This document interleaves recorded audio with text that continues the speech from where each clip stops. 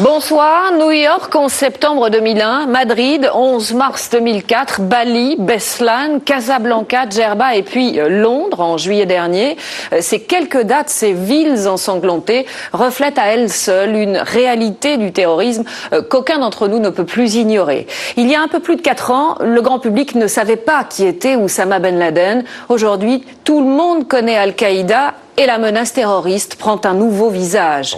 Jean-Louis Bruguière, vous restez avec nous et depuis le début de cette émission, on sent bien que la lutte antiterroriste comporte aussi des dangers pour la démocratie. Au nom de l'efficacité, certains s'autorisent à franchir la ligne jaune de l'état de droit. C'est le cas de la CIA qui, depuis quelques années, n'hésite pas à faire enlever et torturer des suspects où qu'ils se trouvent, y compris à l'étranger.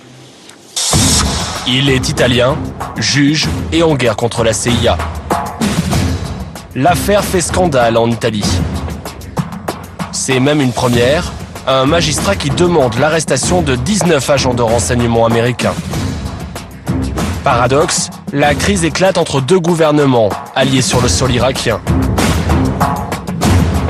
Le procureur, Armando Spataro, accuse la CIA d'avoir organisé une spectaculaire opération d'enlèvement de l'imam d'une mosquée de Milan. Le fait qu'il y ait à peu près 20 citoyens étrangers, des Américains, dont certains n'étaient là que pour la préparation, d'autres qui sont venus pour l'exécution elle-même de l'enlèvement, tout cela démontre avec quelle énergie a été réalisé cet enlèvement. Une histoire qui ressemble à une fiction. Tout commence en février 2003. En plein centre de Milan, un commando déguisé en policiers italiens se jette sur 7 hommes. Hassan Mustafa Osama Omar, ressortissant égyptien, connu des services secrets italiens sous le nom d'Abou Omar. Tout s'est déroulé sous les yeux d'un témoin. Dans cette rue, Abou Omar est agressé par 2 hommes qui l'aspergent de gaz lacrymogène. Il est violemment poussé à l'intérieur d'une fourgonnette blanche, direction la base militaire américaine d'Aviano en Italie. Quelques heures plus tard, Abou Omar est transféré clandestinement en Égypte. Incarcéré depuis dans une prison du Caire, il y serait torturé chaque jour. Le dossier est pris très au sérieux par la justice italienne. D'autant que celle-ci menait déjà une enquête sur Abou Omar et son rôle éventuel au sein d'une cellule radicale islamiste. Pour le procureur en charge de l'affaire, il y a là atteinte grave à l'autorité de l'État italien.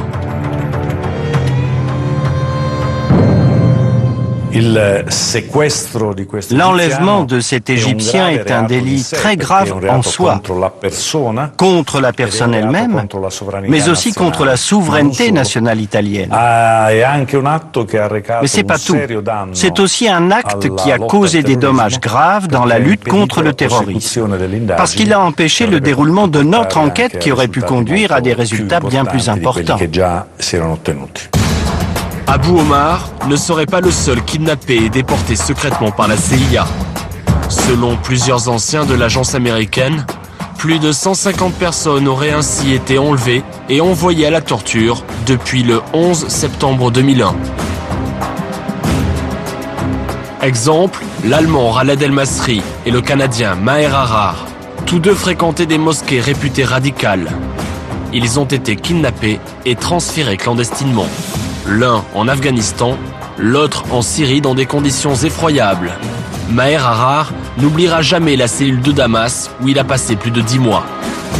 Il n'y avait pas de lumière. Ça faisait 1 mètre de large, 2 mètres de long sur 2 mètres 30 de haut. J'ai passé 10 mois et 10 jours dans cette tombe. Un agent m'a dit « Tu es ici dans un pays où il n'y a aucune loi. Un pays où personne ne sait rien sur toi et personne ne sait qui tu es. Tu sais très bien ce que cela veut dire. » Allemand d'origine libanaise, Khaled Al Masri est enlevé en décembre 2003 alors qu'il part en vacances en Macédoine. À son arrivée à la frontière, des policiers locaux le font descendre d'un bus. Ils le conduisent ensuite dans une chambre d'hôtel de Skopje et l'interrogent 3 semaines durant avant de le livrer aux agents de la CIA. Dans la pièce où j'étais, j'ai reçu des coups vraiment de tous les côtés, partout. On m'a déshabillé et on m'a pris en photo.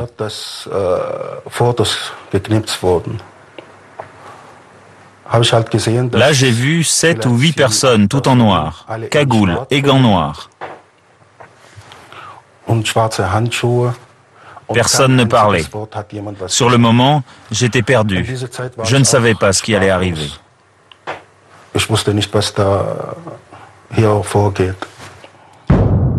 Embarqués de force à bord d'un jet privé, Khaled al-Masri et ses ravisseurs s'envolent pour Bagdad où ils font une courte escale, puis direction Kaboul, en Afghanistan. Au total, plus de 20 heures de voyage sous sédatifs.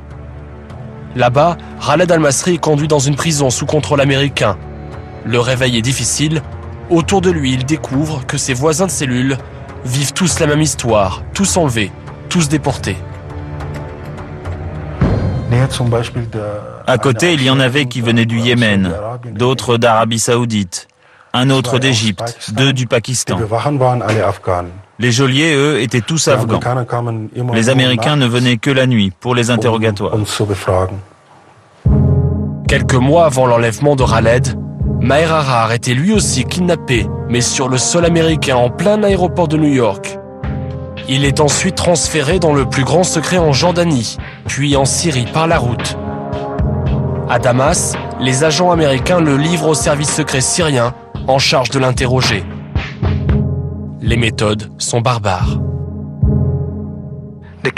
C'était un câble électrique de couleur noire qui faisait 5 cm de diamètre. Ils me battaient avec sur toutes les parties du corps. Quand ils m'ont frappé avec ce câble, ma peau est restée bleue pendant 2 ou 3 semaines. Mais je ne saignais pas. À la fin de cette journée, ils m'ont dit « Demain, ce sera pire ». À plusieurs milliers de kilomètres de là, dans sa prison de Kaboul, Khaled lui décide d'entamer une grève de la faim. Elle durera près de 3 semaines. Puis un jour, après 5 mois de captivité, Khaled est conduit à nouveau dans un avion, destination inconnue. Au bout d'une dizaine d'heures de voyage, ses gardes lui rendent son passeport, son argent. Ils lui retirent le bandeau qu'il porte sur les yeux. Il se trouve alors en pleine forêt albanaise. L'un des gardes m'a dit « Vous allez par là et vous ne vous retournez pas ». On m'a donné mon sac et je suis parti.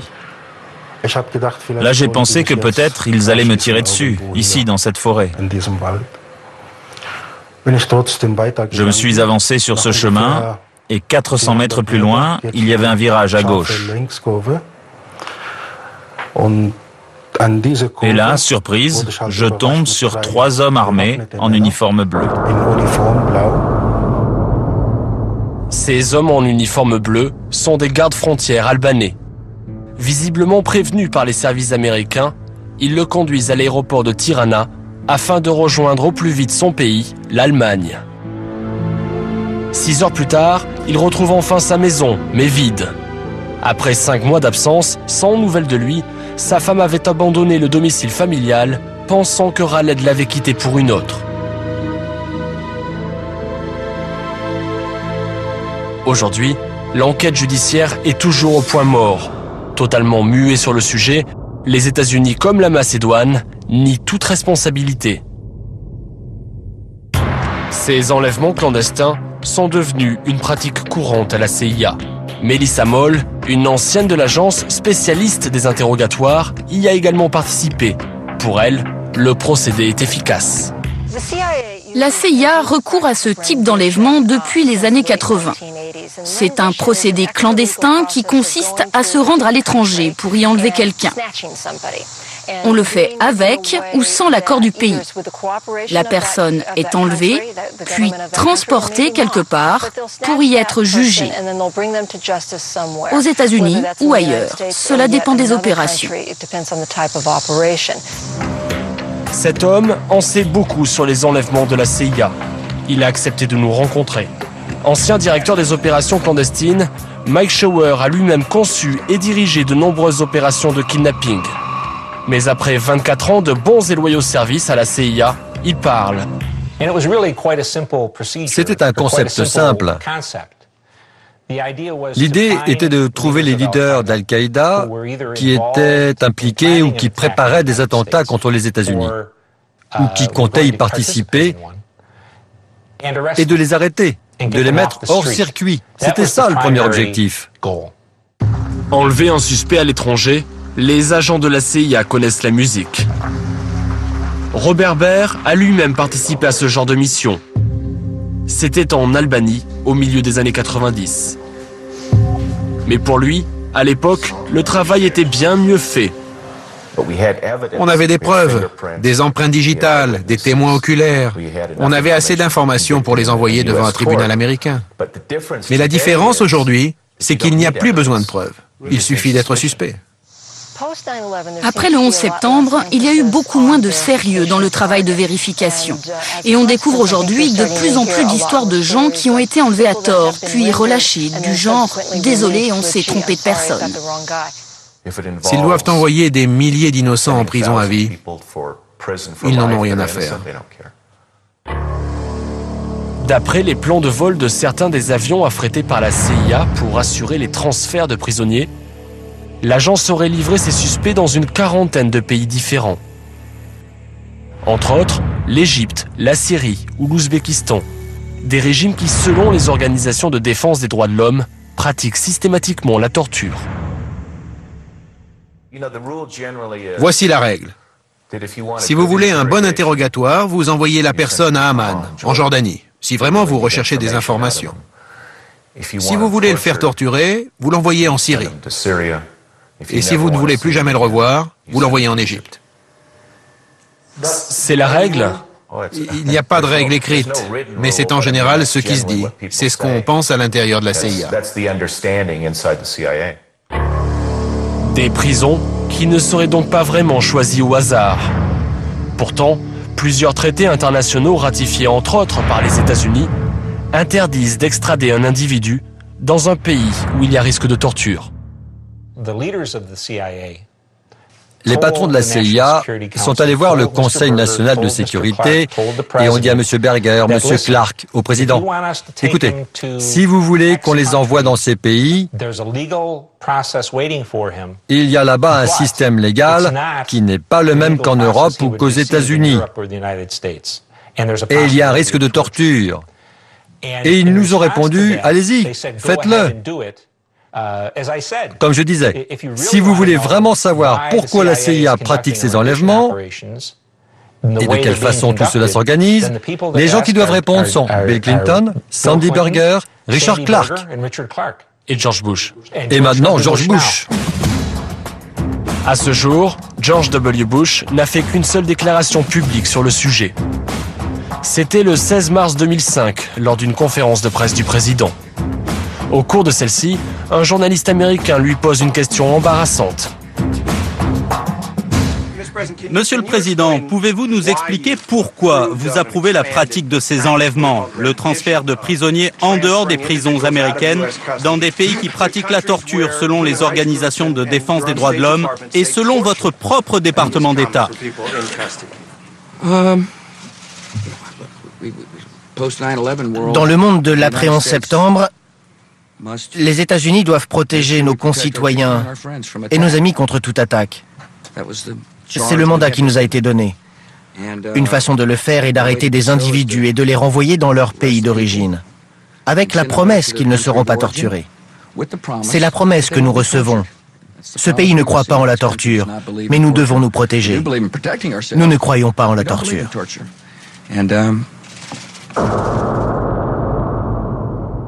C'est des conneries. En fait, ça se passe comme ça. Vous allez voir ces gouvernements, vous dites, écoutez, on a besoin de cette garantie. Ils vous font un clin d'œil, ils rigolent et ils répondent, oui, on vous la donne, cette garantie. Les États-Unis ont-ils également obtenu ce genre de garantie dans le cas de l'imam kidnappé à Milan? Aux dernières nouvelles, plus de 2 ans et 7 mois après son enlèvement, Abu Omar n'aurait toujours pas eu le droit de voir son avocat. Quant à Khaled El-Masri et Maher Arar, les deux ont encore un autre point commun. Dossier vide. Ni la CIA, ni le gouvernement américain n'ont retenu la moindre preuve contre eux.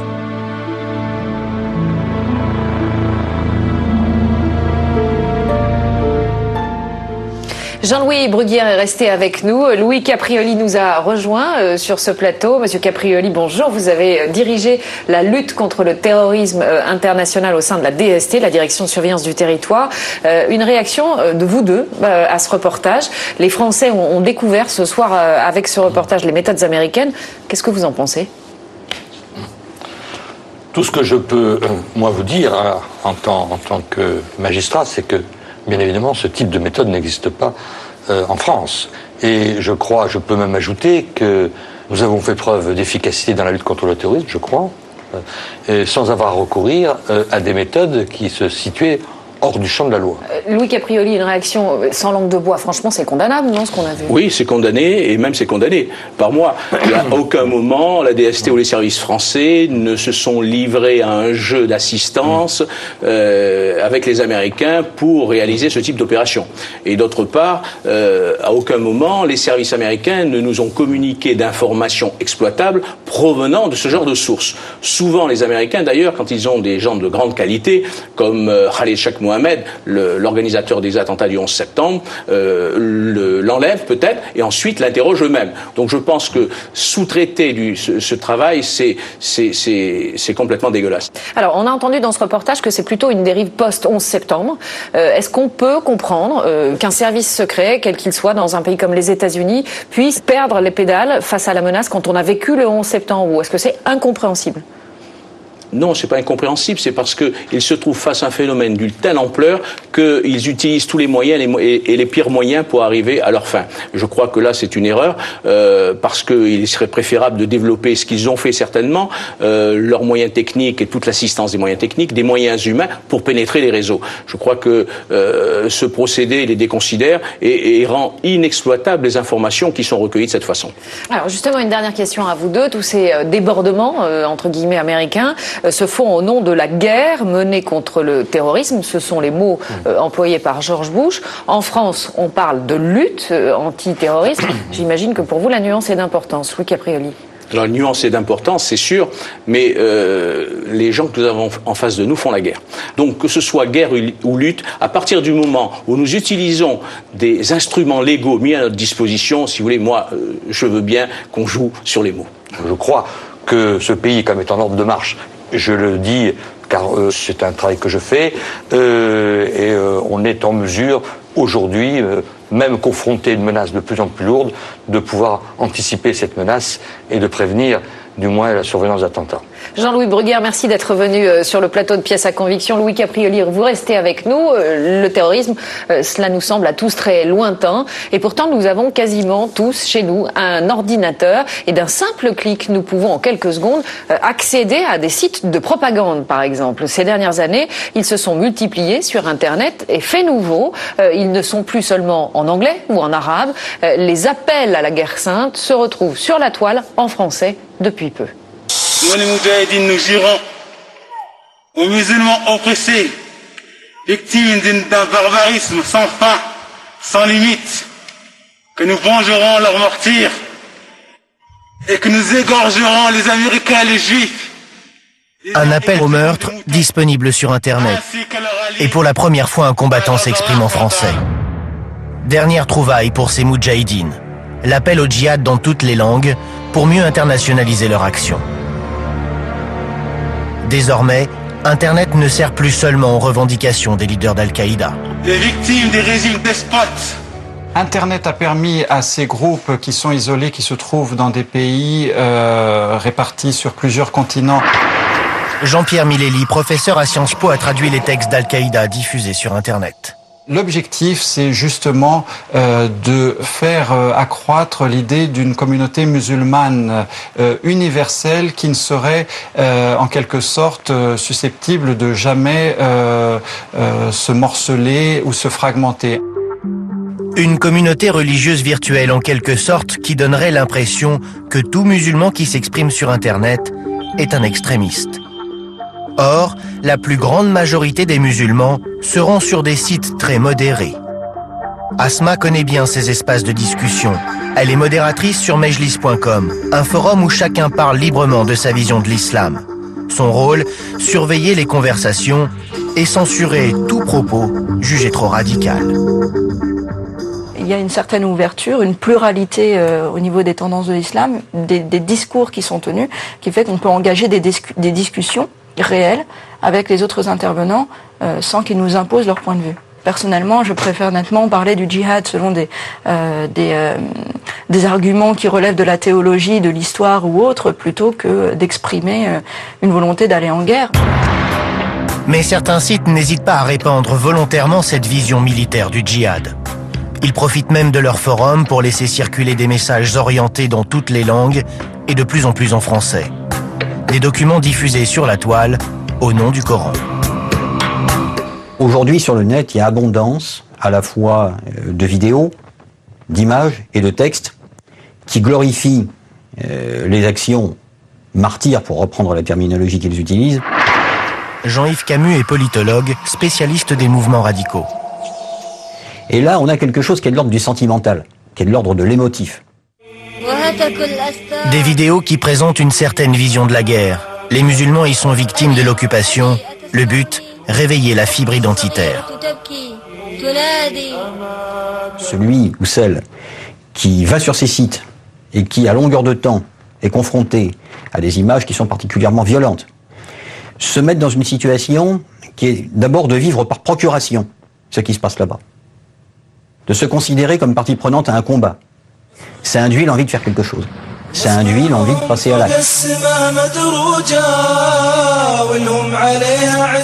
Non seulement il y a un processus d'endoctrinement idéologique, il y a un processus d'appel aux martyrs, puisqu'on diffuse des vidéos de jeunes gens se préparant à des attentats suicides en Irak, et ainsi on essaye de motiver des candidats potentiels à d'autres actions de ce type. Donc, on fait du recrutement ? On fait du recrutement d'une manière directe ou indirecte. Plus qu'un outil de propagande, Internet est aussi devenu une arme. Les djihadistes l'ont bien compris. La toile est mondiale, un vaste marché planétaire. On peut y trouver toutes sortes de documents, jusqu'aux plus dangereux.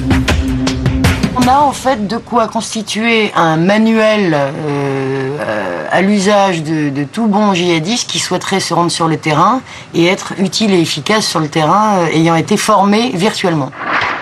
Anne-Judith Shelley dirige une société d'expertise sur le terrorisme. On trouve des contenus clairement opérationnels, à savoir, par exemple, comment fabriquer une ceinture explosive, comment fabriquer une bombe à fragmentation. Façon recette de cuisine, la description se veut didactique. Et les ingrédients utilisés ici sont tous disponibles dans le commerce.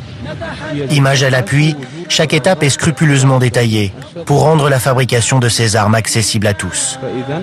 Et comme pour convaincre un peu plus de leur efficacité, elles sont testées là encore devant une caméra.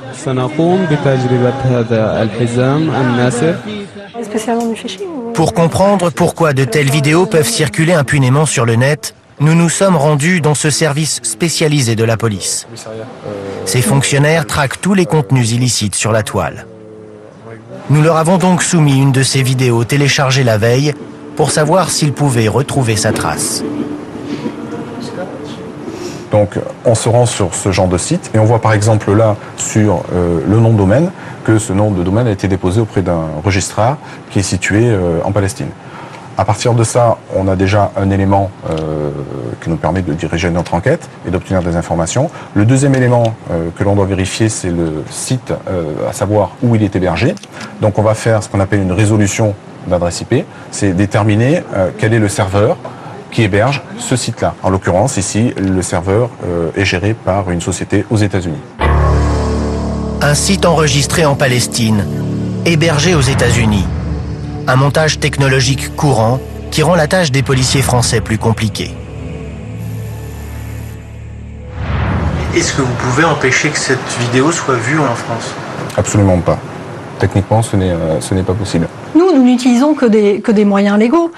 Faire fermer un site à l'étranger, ça repose sur la législation du pays en question. Marie Lajusse dirige l'Office central de lutte contre la criminalité liée aux nouvelles technologies. D'une manière générale, je dirais que l'Internet donne un sentiment d'anonymat et d'impunité complète qui est en partie un leurre. C'est-à-dire qu'en réalité, dès lors que vous circulez sur Internet, vous laissez des traces. Vous avez aussi la possibilité de brouiller ces traces. Ceci dit, là encore, c'est comme dans le monde réel. Même si vous effacez vos empreintes en passant derrière vous, vous laisserez peut-être la trace de l'effacement de l'empreinte, etc. Donc ce sentiment d'impunité, il est en partie justifié, mais pas totalement. Selon la police, on pourrait donc remonter la piste de quiconque surfe sur Internet. Faux, répond cet expert informatique qui héberge plusieurs sites. En France, par exemple, on peut se connecter anonymement à Internet en utilisant par exemple un fournisseur comme qui fournit un service de connexion par modem. Donc il y a un numéro de téléphone, on le compose avec son ordinateur, il demande aucune coordonnée ni paiement de quoi que ce soit et on est connecté à Internet sans que la personne qui nous permet de nous connecter ne sache qui nous sommes. Et c'est un petit peu en infraction avec la loi qui oblige les fournisseurs d'accès à savoir qui se connecte à un instant donné et correspond à une adresse IP. Autre technique pour rester discret, les cybercafés. Un espace public anonyme, on paye en espèces et on ne décline aucune identité. Dans ce cybercafé parisien, en 2001, Richard Reed, alias Chou Bomber, a préparé l'attentat sur le vol Paris-Miami. C'est là qu'il prenait ses ordres des membres de son réseau présumé disséminés à Londres et au Pakistan. La police a pu remonter jusqu'à lui parce qu'il a acheté sur Internet son billet d'avion avec sa carte bancaire. Internet a donc permis à l'idéologie djihadiste de traverser les frontières. Depuis les attentats de Madrid, puis de Londres, les États se veulent plus répressifs. Des sites jugés trop radicaux ont même été fermés avant de renaître quelques jours plus tard sous une autre adresse. Pour les djihadistes, Internet reste clairement un espace privilégié pour continuer leur combat.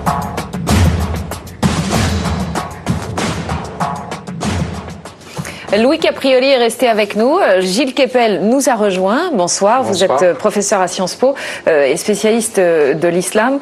Louis Caprioli, on l'a vu dans le reportage. C'est un site installé à Gaza, hébergé aux États-Unis, qui explique comment fabriquer une bombe sur Internet. Si ça n'était pas aussi grave que cela, j'aurais envie de vous demander tout simplement que fait la police. La police surveille. La police surveille les sites en permanence, mais je vous l'ai dit tout à l'heure, la police travaille dans un cadre légal. Et donc évidemment, pour la suppression de ces sites, on est soumis à des obligations légales. Et à ce moment-là, il faut se tourner vers les pays dans le cadre d'une commission rogatoire internationale ou dans le cadre d'un accord diplomatique pour que le pays hébergeant puisse demander la fermeture. Mais nous sommes dans un monde capitaliste où les gens gagnent de l'argent. Alors, on l'a vu dans le reportage, on peut consulter un site de propagande islamiste radicale sans laisser aucune trace. On a l'impression que les services de police sont vraiment démunis face à cela.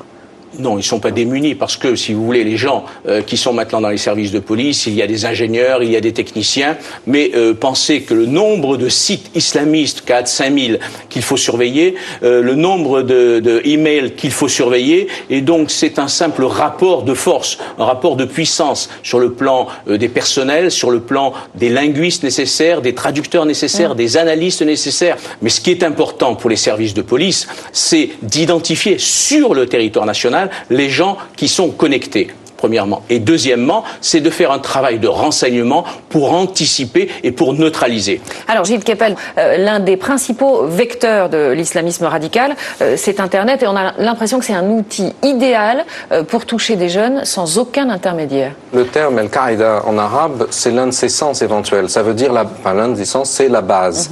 Mais ça peut être la base territoriale, comme c'était le cas par exemple pour les camps de base en Afghanistan ou au Pakistan, où s'entraînaient des combattants étrangers. Mais c'est aussi ce qu'on appelle en arabe Qaïdat al-Ma'loumat, c'est-à-dire la base de données, qui va permettre de passer de la base territoriale à la base virtuelle et de mettre ensemble quelqu'un qui est à Bali, un autre qui est à Leeds, à Londres ou à Madrid. Est-ce qu'on peut dire qu'Al-Qaïda n'aurait pas existé, ou plutôt n'aurait pas survécu sans Internet ? On peut même dire que c'est consubstantiel à l'Internet, d'une certaine façon. On ne peut même pas penser le phénomène Al-Qaïda sans le vecteur Internet. Ce qui ne veut pas dire qu'il faut confondre le chauffeur et la voiture, si vous voulez, mais indéniablement, ça n'aurait pas pu exister avant. Si on compare avec, par exemple, le terrorisme qu'on a eu en Europe dans les années 70-80, la bande Abadère en Allemagne, les brigades rouges italiennes, ils détestaient la télé, l'Internet n'existait pas, mais ils ne faisaient rien. Avec les médias modernes. Du tout. Au contraire, là, on a deux niveaux. On a d'un côté la télé, les attentats spectaculaires qui sont faits pour être spectaculaires, l'image, et Ben Laden, c'est vraiment quelqu'un qui a compris ce que c'était que la télé. C'est un enfant du clip, de la société du spectacle. La violence à la télé est destinée à la fois à terroriser l'ennemi et également à galvaniser les masses qu'on veut mobiliser. Mais derrière, vous avez un deuxième niveau qui est ce qui circule sur le net. Alors, il y a des images, mais il y a aussi les textes. Et ces textes, eux, sont destinés à des gens qui sont déjà des militants ou des sympathisants pour leur, pour passer au dernier stade du formatage de l'endoctrinement. Alors, une question que tout le monde se pose depuis le 11 septembre 2001. On a beaucoup entendu George Bush désigner Oussama Ben Laden comme l'ennemi public numéro 1. Imaginons qu'il disparaisse. Est-ce que ça changerait véritablement quelque chose? Si on savait qu'il a disparu, peut-être, mais à la limite, non. Si on n'en a pas la certitude, on pourrait tout à fait imaginer un Ben Laden de synthèse construit par, je sais pas comment s'appelle ces procédés du cinéma qui font ça, mais 3D. Oui, voilà, si vous voulez. Et Ben Laden est devenu une icône, si vous voulez, une icône au sens non pas orthodoxe, mais une icône sur laquelle on clique, une icône de l'internet qui fournit de la légitimation. Alors, Oussama Ben Laden, mort ou vivant, vous qui avez dirigé l'antiterrorisme international à la DST, vous avez l'impression que c'est important ou qu'en fait c'est pas ça le problème et que de toute façon on devra faire face à un terrorisme ou sur notre territoire ou dans les pays occidentaux, en Europe ou aux États-Unis? Alors c'est sûr que la mort d'Oussama Ben Laden pourrait ébranler certains membres ou sympathisants, mais je suis convaincu que le phénomène a pris tellement d'ampleur que la mort d'Oussama Ben Laden sera largement transcendée. Et on peut redouter que le phénomène continue et que de nouveaux attentats qui sont annoncés vont avoir lieu. Merci à vous deux d'avoir participé à cette émission. Voici maintenant les livres qui nous ont aidés à préparer ce numéro. Al-Qaïda dans le texte, un ouvrage dirigé justement par Gilles Kepel aux Presses universitaires de France. Al-Qaïda vaincra de Guillaume Dasquier aux éditions privées. Le jour où la France tremblera de Stéphane Berthomé et Guillaume Bigot chez Ramsay. Voilà, c'est la fin de cette émission. Dans un instant, vous retrouvez Soir 3, présenté pour la première fois ce soir par Marie Drucker. On lui souhaite bien sûr bonne chance, excellente fin de soirée sur France 3. Merci, bonsoir.